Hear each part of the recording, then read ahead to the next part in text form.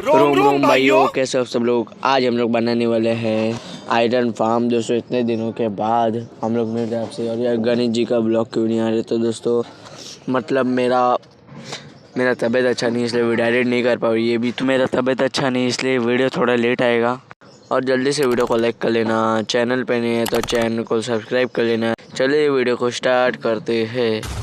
तो दोस्तों चलो दोस्तों स्टार्ट कर देते हैं। और दोस्तों ये देखो मैंने सब आयरन फार्म का, ये देखो जो बनाने वाला है उसका ये सब सामान मैंने रेडी कर लिया है। तो चलो दोस्तों अभी हम लोग बनाना स्टार्ट कर देंगे। तो चलो दोस्तों ये खोल लेते हैं। दोस्तों गणेश जी का ब्लॉग थोड़ा और लेट हो जाएगा।